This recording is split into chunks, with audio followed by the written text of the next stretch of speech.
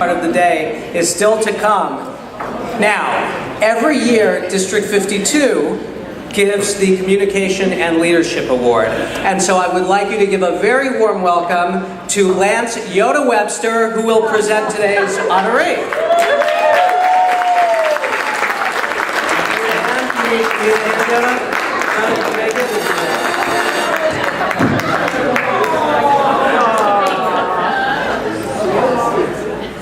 No way I can read the script with that, but it's here.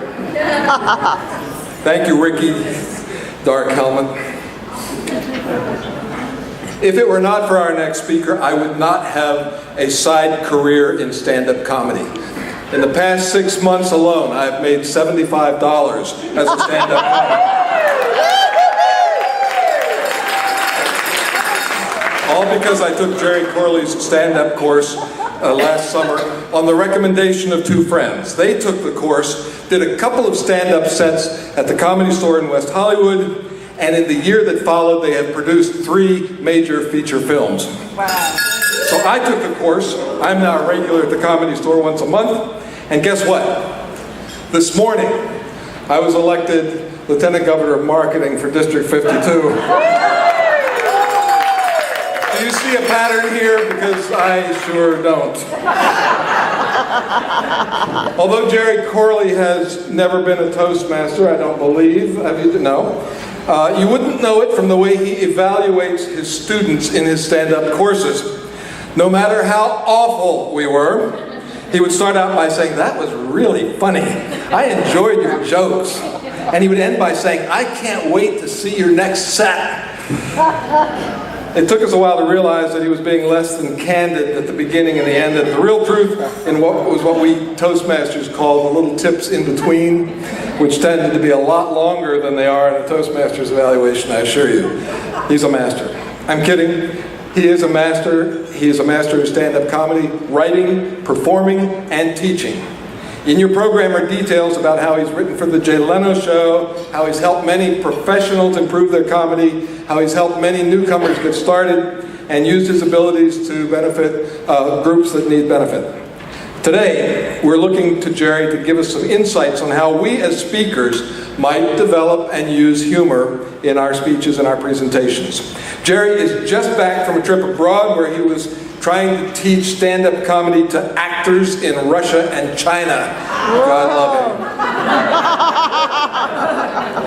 I promised him that today's group would not be nearly as great a challenge.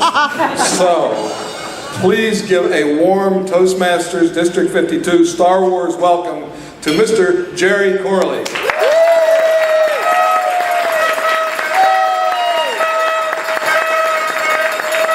Check. Thank you, Lance. Come on, give me a Yoda hug. What are you doing? Give me the. Have you turn on the stage? He likes the hugs. Humor is power. A lot of us don't realize how powerful humor can be, but if you think about it, it is impossible to dislike somebody who's making you laugh on several different levels. One, for you to laugh, you have to be very vulnerable to the person who's making you laugh. You have to give something over to them. Once you do that, if you take that phrase and really embody it, it is impossible to dislike somebody who makes you laugh. Once you own that phrase and understand it inherently, it's easy for you to understand how powerful humor can be in interpersonal relationships, in sales, in teaching. Humor is power. Now, how do you get to the humor? That's the biggest challenge. People say, how many people by a show of hands think you can teach comedy? How many people by a show of hands are completely skeptical that you can teach it? I love these people. These are the ones because we're told, you can't teach stand-up, you're born with it. You're born with it. I know very few infants who have popped out saying, hey, is this thing on? You call that a birth canal? It's more like pushing an egg through a stir stick. You learn humor through exposure. Humor can be taught because it has a variety of skills and strategies and techniques.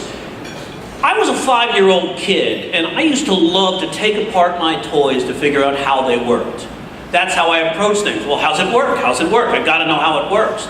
As I evolved and I learned, I was a funny kid, and I listened to my parents, and I listened, from 7 years old, I was listening to George Carlin albums. I was listening to George Carlin, all of his albums. Everyone, parents got them. Richard Pryor, they said, if you have any trouble with the language, just ask us. We'll explain to you what it means. It was a lot of explaining.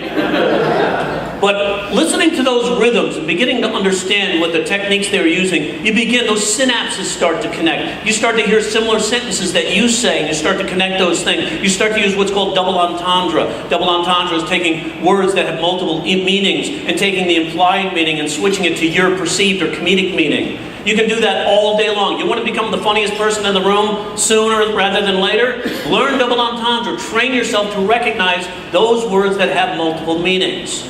So if you take, for example, the word everything. You go to the grocery store, what do they ask you when you're checking out? Did you find everything? Did you find everything you were looking for?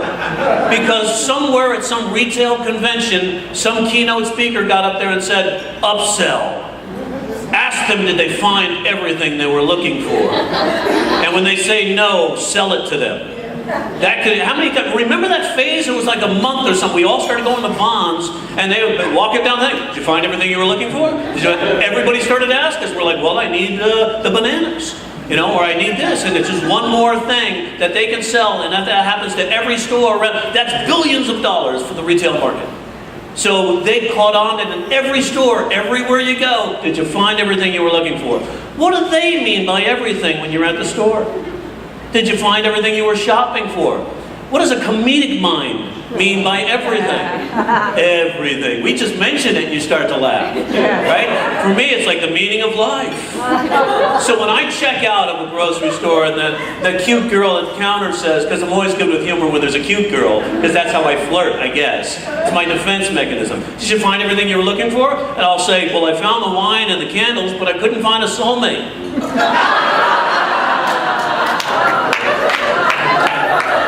You had mahi-mahi, but I'm not into twins. And they don't get a laugh, except when you have that one person behind you that thinks that you're talking about fish, it means something entirely differently. Then you got to change your joke to, I found the wine and the cheese, but I couldn't find a soulmate, so instead, I got cheese whiz. You know, and then they'll mock at that too, because they work for Nabisco. Yet there's always that one person, everything irritates them. There's probably one person in the room right now that you can point fingers at, and you know that's the person that starts every subject, everything. Hey, how you doing?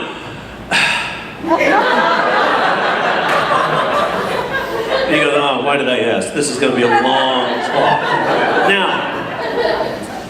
so what I did with my comedy is I went down and started to process it scientifically. And my first investment as a comedian, when I decided I wanted to write comedy, because I did a lot of things. I was a musician, played trombone, you know. It was like, I think about it, I read this article that says, women think a man with a guitar is much more sexy. I played trombone. Played trombone in a horn band. We got to open for Chicago. That was pretty fun. But then trying to rely on 8 other musicians in their 20s to meet for rehearsals was ridiculously insane. I was like, I give up. I want to do something where I don't have to worry about anybody else. I played professional soccer for a short period of time as it was a game of skill. And then in my early 20s, I was acting. I was studying acting for many years, and I said, what can I do? How can I work when I'm not working? Which was a lot. And I decided, hey, let me try this stand-up comedy. And I started to invest. My first investment, VCR, recorded every comedian I could find. And I asked myself, what makes me laugh? Why do they make me laugh? What are they doing? And I started to break it down. I started to study humor. There wasn't a lot of information on humor out there back in the 80s and then in the 90s. There wasn't. It was really starting to be investigated now. And I learned that there were 8 major laughter triggers from a psychological level. George Carlin said, I know 98% of the time when I step on stage, that joke I wrote is going to be funny. And I go, I want to know that. How do you know that? I want to get up on stage with that kind of power. How do I know that odds are that's going to be funny? So I researched it. And I found out that on a psychological level, there are 8 major human laughter triggers. 9 if you include tickling. But that's not applicable to what we're doing, right? So, number one laughter trigger for you, number one trigger for human laughter is surprise. If I can surprise you with what you anticipate me saying or doing, odds are you're going to laugh. Now, the audience is always the final judge. So even with me and 30 years of experience as a stand-up, touring around the world and writing for Leno and writing for a lot of other people, I still write a joke and I go, oh yeah, that's going to crush. And I get up on stage and flatline. Nothing. And that's when I laugh and I go, the last place I want to be right now is right here on this stage. But I learned that the laughter triggers. Number one, surprise. So if I create a scenario where I can create an anticipation for you and switch it, I might make you laugh. We learn this with pattern interruption in babies. We go to babies, oh, boo. The baby either laughs or cries, right? Hopefully when you're doing comedy, they laugh as opposed to cry. But if you go, oh, boo, how do you do that in real life? My first joke I ever wrote was, I can't do it. I can't do that joke here, so. The second joke I wrote was in a hotel room and woke up in the morning, a housekeeper was banging on the door. Just banging. Finally I had to get up and let her out. She was relentless. You create anticipation, create a situation, we all know where the ending is, and we switch it. That joke has been stolen since then and done probably 1 million times. A lot of jokes, when you write them very structurally sound, they get stolen, because people love that. What a great intro. You have that joke available. The joke that got me on, that got Leno recognized me as a top writer in the room was this one. You see those Cialis commercials? Yeah, the commercial for Cialis. It says at the end they have that disclaimer. If you experience an erection that lasts more than 4 hours, call your doctor. Folks, if I experience an erection that lasts more than 4 hours, I'm calling everyone.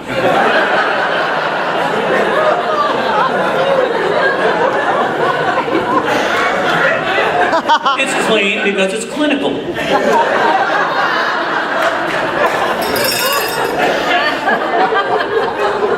Is that the bell for, did I cross the line there? Maybe it's been a while. I don't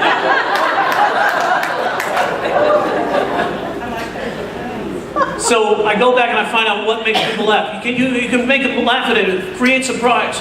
I have a baby, you know what she loves to play with? Chest hair. And she'll yank on it too, it hurts sometimes. Finally I had to say to my wife, you know, you might want to get that lasered.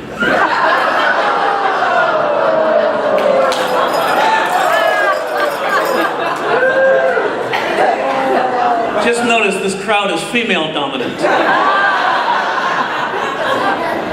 But if you create a scenario, create surprise, and shatter an assumption. Create an assumption, shatter the assumption. One of the easiest ways to write jokes. Create an assumption, shatter the assumption. You can even go simple on that. You know, my wife and I were breastfeeding the baby in the kitchen the other day. After about 5 minutes, I was like, here, you take her.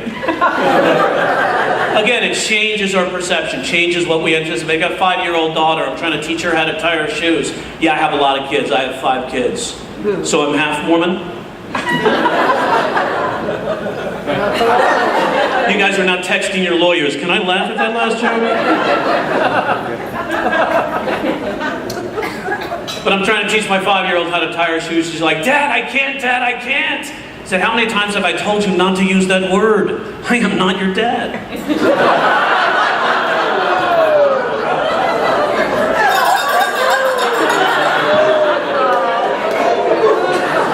Great joke. That combines surprise and ambivalence, which is another laughter trigger. You know, you can take any subject matter and use ambivalence and get a laugh out of it. For example, I do benefits, and we have a foundation called Laughs for Life, and we put on comedy shows to raise money for cancer patients, for people who have. A friend of mine sold he had all his sports paraphernalia worth thousands and tens of thousands of dollars, and he sold it all so he can pay for his kids' cancer treatments. And so we're like, dude, let's raise some money to help cover this. So we put on a big benefit in Las Vegas and raised about $75,000 to help him take care of those costs that he sold everything for. So humor is that kind of power. And so it's like we got up there like, how do you do humor about cancer? I said, well, I have experience with cancer, so it's like my father, who lives in Bakersfield, was just diagnosed with stage 4 colon cancer. And I was like, oh, it's tragic. I still let my father live in Bakersfield. So you take the ambivalence laughter trigger and you go with the one that they're not anticipating. So if we go down the list of all the laughter triggers, surprise, embarrassment's number 2, create embarrassing situations. Like if I'm going to take 2 situations, one in a restaurant, one in the bathroom, which will give me more anticipation for embarrassment? Probably the bathroom, because that creates anxiety. Sexual situations create anxiety. They create tension. Just mentioning the word, you should ring me. Thank you very much. But you create tension and release. So we go through embarrassment. Number 2, when we do embarrassing things, we laugh it off, because it creates embarrassment. We walk on the street, see the 2 guys, one guy stumbles, and he'll look, if the one guy, you ever see the guy who blames the sidewalk? We've seen that guy. What happens when we see that guy, he's like walking, he's like,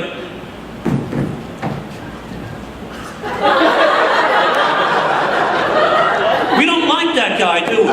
You drive, if you see that guy, you go, oh, yeah, that guy. I've seen that guy before. But what about the person who does the same thing? It's like, we like that guy. You ever see the guy walk out of the house and forget something? What's he do? And walks back in the house. Why did we do that? Why do we do that? Because if we did this, it would look really dumb.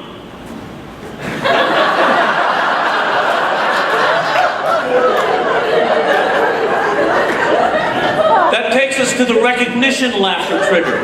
One of the biggest laughter triggers known to us in comedy is recognition. It's things we recognize, things we've seen, things we've done. That recognition laughter trigger is so big. Sometimes we watch Comedy Central today, we'll watch comedians work and we go, they don't seem to have any jokes, any punchlines. There's no setup punchline. That's a lot of them are driving their humor through things we recognize. All you have to do is take a situation and recognize it and then point it out to the audience, put it under a spotlight, put it under a magnifying glass and show them or explain it to them and we laugh. Oh yeah, I've done that, I've seen that, I've heard that. And talent coordinators love recognition laughter triggers because the audiences respond physically. Oh yeah, remember that? You did that. And if you're doing that, sitting on the couch watching TV, they equate that with that you're compelled to watch and you're compelled then to buy soap. Because that's what the TV is for selling soap. You know, once we understand show business is 2 words, then we can be cool with that and write stuff that does sell. So, the recognition laughter trigger is very powerful. You ever watch cats and dogs? Dogs will blink involuntarily. Dogs just blink to blink. I'm blinking. No idea why I'm blinking, but I'm blinking. Cats blink with purpose. A cat will look right at you and go,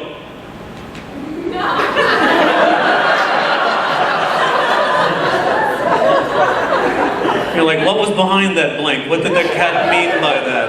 I think that cat is planning something. Just the blink is no big deal, but if they do this, and then that tail twitches, then you gotta watch out. Pull the sheets up higher that night, because the cat's gonna be after you. But it's that kind of recognition. Ever watch somebody wait for a bus? We watch them wait for a bus. They're standing on a curb that's 8 inches high. They're standing on the curb, they're looking for a bus that's 16 feet tall. I know, I've measured. And besides, the internet has those stats. And I look at it, they're looking for the bus. They can't see the bus, so what do? They step off the inch-high curb into the street, and then they raise up 2 inches. They just lost 6 inches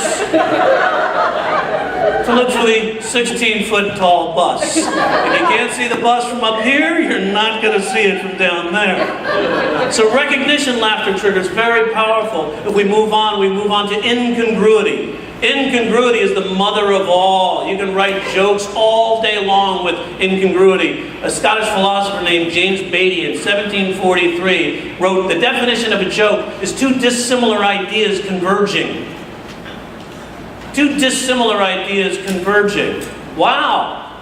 That's the gift that keeps on giving, because you could write on that forever. You take 2 ideas, put them together, and you have possible jokes. Now you take 2 ideas, put them together, and then act out on them, you have even more possibilities. For example, Jerry Seinfeld used to do this by personifying inanimate objects. I don't know if horses really know they're racing. I think horses are sitting there at the starting gate going, I know there's a bag of oats at the end of this, and I want to get there first. Jerry Seinfeld got bigger laughs on that joke. Or Jerry Seinfeld, my favorite, when I was a kid, my favorite bugs were those little roly-poly bugs.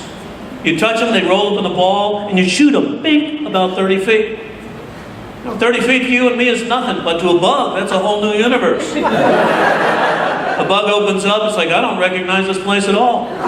He's trying to get back home, he's got a sign, 30 feet. It's an old Seinfeld joke, taking two dissimilar ideas and converging them. We do this all the time. I'm Irish and American Indian. That's my heritage. Are those two dissimilar ideas? Yeah. I'm Irish and American Indian, so you know what that means. I have VIP seats waiting for me at any AA meeting, quite frankly. I walk into that meeting, it's like, oh, Running Bear O'Reilly. We have a chair for you in the front row. So you take two ideas, put them together. You can do that with something simple like, gas is really expensive.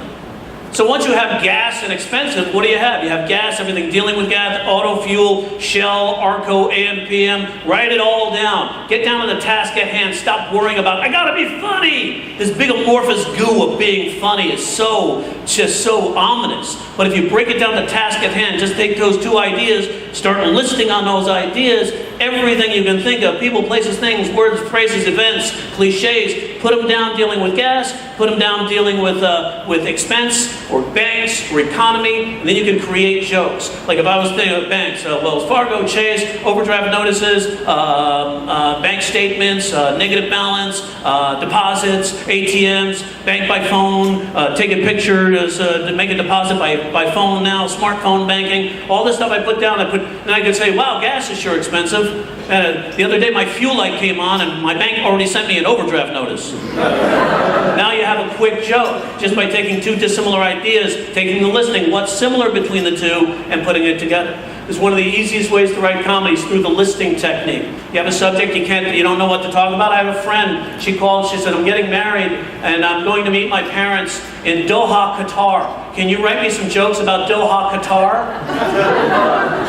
I was like, give me a few hours. I sit down, open up the internet. Such a fabulous tool for that. Looked up Doha, Qatar, one of the most progressive Arab countries in the world. It's a peninsula. They're very advanced. They're moving forward, very modern. It's like Doha, Qatar. They're progressive. Like if you steal something, they'll still cut off your hand, but they let you keep it.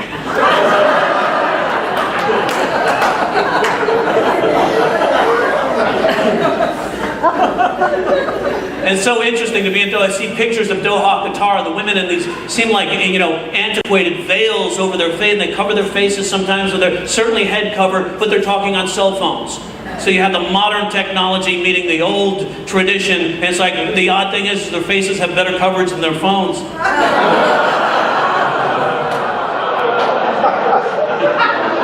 And there's still womanizers in that Arab country. I mean, they still beat their women, but they just call it guitar lessons. Anyway, if she was paying attention, she would have rang the bell.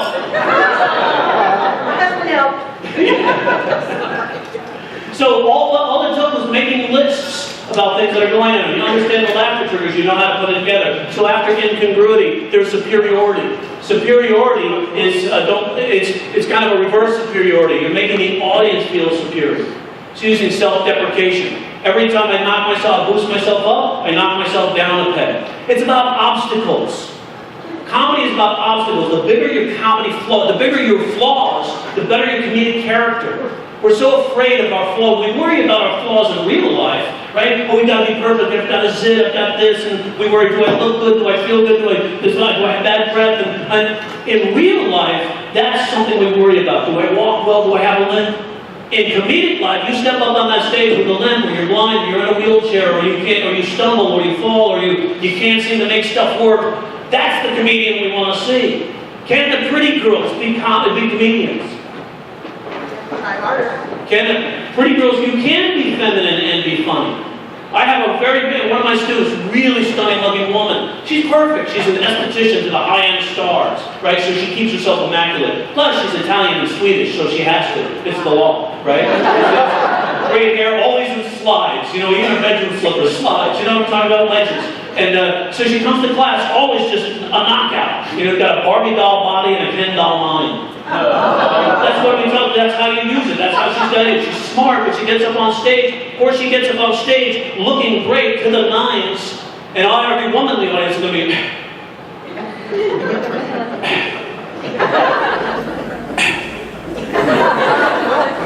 You know, you do it. Even the guys are like, yeah, but I'm just doing that because my wife's next to me. But she's up on stage, so I said, you need an opening line that's going to work. So she gets up on stage, she goes, I was almost late getting here, I'm so sorry. I've got a lot going on up here, mostly peroxide and extension glue, but... And she gets a nice laugh right off the cuff, and it makes the audience realize that I don't take myself too seriously.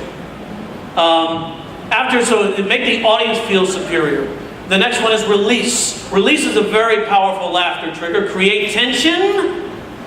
Come up with something benign, and then you have laughter. I do a joke and I say, and focus on the family founder James Dobson came out and said this gem the other day. He said, if we allow gays to parent, they will raise gay children. Feel the tension? Yeah. Feel the tension right now? Right? So he actually said, if we allow gays to parent, they will raise gay children.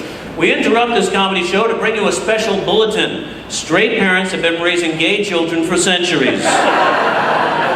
Release. Very powerful laughter trigger, because in release, audiences often follow with an applause break, especially if they feel the tension build over a period of time. I got fired from The Tonight Show with Jay Leno because I wrote a Pope joke the day the Pope died. Whoops. Exactly, but the joke was right there on Yahoo News. It went from Pope's in grave condition, Pope's in grave condition, Pope's in grave condition. The headline turned to Pope's dead. I'm a comedian. The first thing I thought, gotta write a joke. Not out of degradation towards the Pope, because I have to try, because nobody's going to be doing it. So I wrote a joke, and it went, tens of thousands of people are praying for the Pope. What are they praying for? That he'll go to heaven? Because if the Pope needs that kind of help to get to heaven, the rest of us are screwed. A great joke. So I did that joke, and because I just did that joke, how dare I? I'm fired on the spot. Security escorts me off the lot. I have tears in my eyes. I'm crying. I called my friend Mark Sheff, who is the head writer over at Letterman. And he says, I said, I just got fired. He goes, why? I did a Pope joke. And he goes, you know, the Pope died today. And I said, I know. He said, well, tell me the joke. Told him the joke. He said, can we do that? Can Dave do that? And they did. He said, we got a huge Catholic audience. It's going to create enormous tension. It's so benign. It's going to create release. There's going to be a big applause break. And they did it, and that's exactly what happened. But being able to understand that at a scientific and a psychological level is very empowering. Once you have those structures and you have those techniques and you know those laughter triggers, you can take almost any logical grouping of words and turn it into something funny. And that's the point. We spend too much time trying to find things that are funny. We need to be finding things and making them funny. Any logical grouping of words can be turned into funny.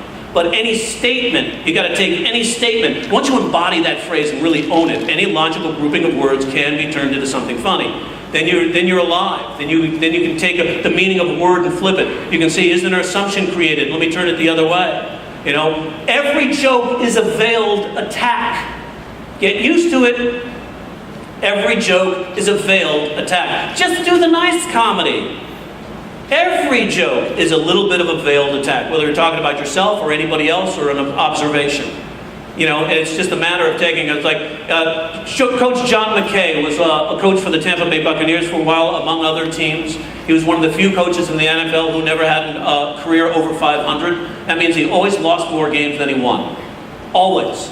But he stayed a coach to the end until he retired voluntarily, because he had a great sense of humor, and that kept him at the NFL, and they thought that represented their brand really well. For example, after a miserable game, he has to do that press conference. You know, the one where other coaches get mad and throw stuff? But he was like, Coach McKay, how do you feel about the execution of the offense? And without missing a beat, he goes, I'm all for it. And the press room did exactly what you did. They laughed. And when they're laughing, what are they doing? They're releasing important brain chemicals. Every time we laugh, did you know we release oxytocin, endorphins, serotonin, the same feel-good drugs that your brain releases when you fall in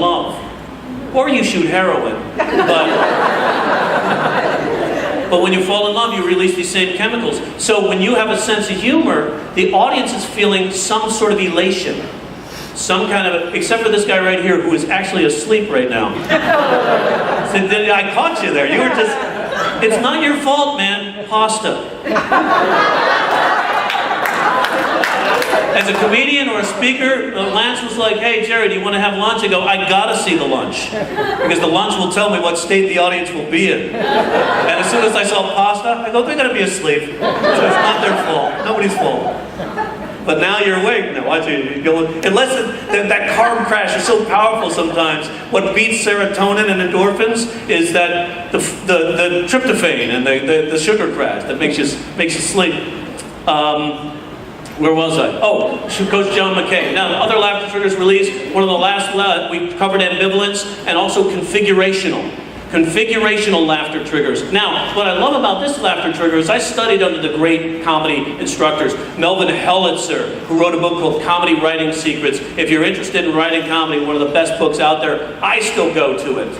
I go to it, and I went further. I wrote a book, it's an ebook, it's called Breaking Comedy's DNA, which takes their work, even expands it further, because what they haven't done that I've done is do stand-up. Right? They've been writers, and they wrote for Bob Hope, and Melvin actually he was a journalism professor at Ohio University and taught a humor course. So we broke some things down, a great book to utilize. But then I took Breaking Comedy's DNA and give you the sort of the scientific background as to why it works this way and how you can take it and then build it into your stories. You know, so configurational laughter triggers are where you have to sort of put together the ending. Like Stephen Wright. I spilled spot remover on my dog. Now he's gone. I have a light switch in my house. It doesn't do anything. Every time I walk past it, I flick it on, I flick it off, I flick it on, I flick it off. About 6 months later, I got a letter from a lady in Germany saying, cut it out. Or Mitch Hedberg, who says, I'm staying at this hotel. I can't mention the name of it, but it has 2 trees.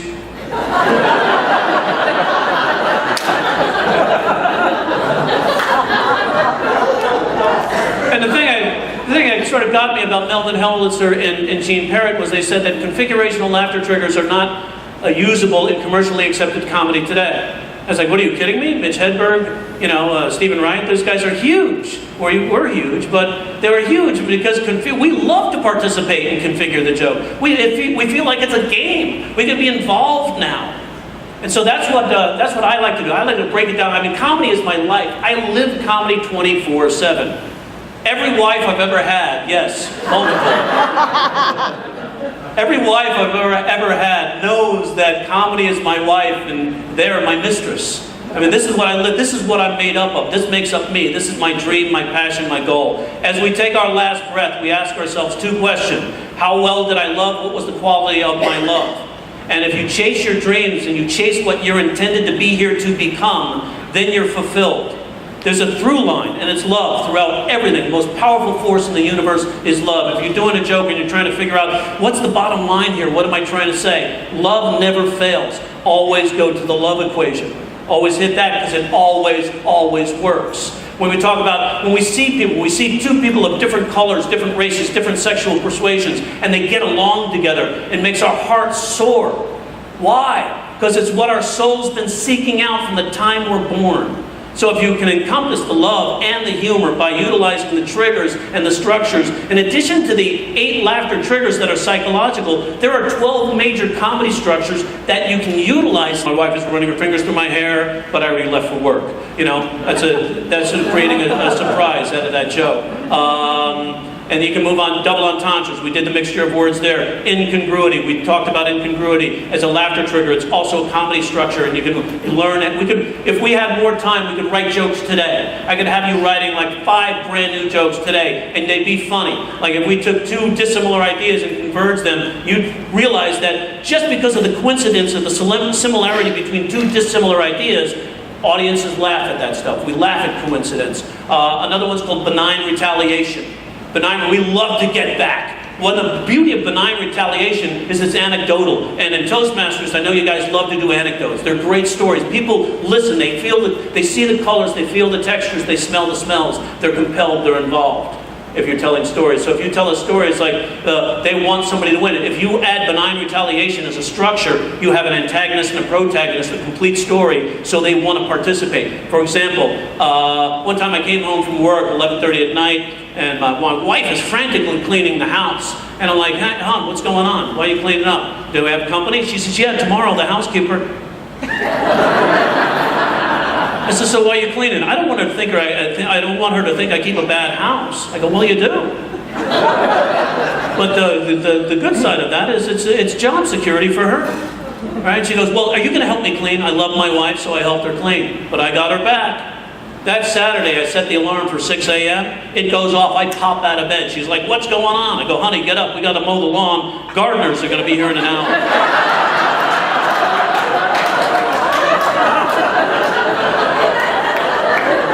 So we love anecdotes, and it didn't have to be long-winded. It's just there because the structure is in place. And if you know that you put the structure in place, you can do so much with that. You can do so much with that just by knowing the structure's in place. Irony, learning, and guys, you want to get good and take it to the next level? Study comedic irony. Now, irony is not the old man turned 98, won the lottery, died the next day. That's Alanis Morissette. That's coincidence.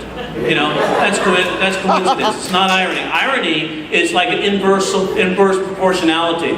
If the old man turned 98, won the lottery, died the next day by getting smothered by the pile of money that fell out of the sky, that would be ironic. Now, we learn irony. One of my students says, my father has the toughest job in the world. He's from the UK. He's like, he is a priest at a mental institution. See, in the United States, you don't have mental institutions. In the UK, we take our mentally insane and put them in mental institutions. Here in the United States, you just give them a job at Fox News or a seat in Congress. Stay for my next speech on how to immediately lose half the audience. He says, but he's got one of the toughest jobs in the world because it's his job as a priest to convince his flock that somebody's watching them at all times. They are interned in the mental institution because they believe somebody's watching them at all times. So even just with the irony present, the audience will laugh at the ironicness of this. And irony usually is paradox. But once you learn all the structures and all the different ways to write, you only have to learn 2 or 3, and you can start to master comedy and write it from scratch about anything. Anybody hits me with a subject, I say, give me a couple hours, I'll have a bunch of jokes for you. I used to write 80 to 120 jokes a day for Leno, a day. Everybody else is writing 30 to 40. They're like, how do you do this? I have a process. Once you learn the process, you can take it and apply it and create jokes and humor at will. Inject them into your stories, make your stories more powerful, release those endorphins, get the serotonin, create love moments with your audiences, and the audiences respond. You can get audiences to do almost anything if you have them laughing, and boy, the power for good there is enormous. And the stuff we've done with our foundation has really benefited because people love to laugh. When you hear laughter, people want to come in from outside the room. What's going on? What's so funny?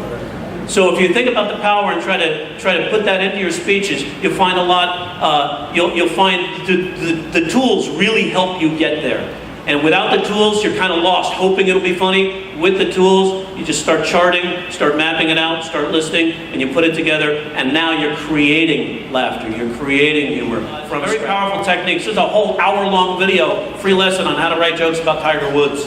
Wow. I actually take one line, Tiger Woods falls out of the world's top 20, and I write 15 jokes in about 30 minutes, and you get to see the video online done on Camtasia as I record the computer screen and voice over it, so you see what the process is. It's a very cool technique. So I appreciate your time, and go forward creating humor.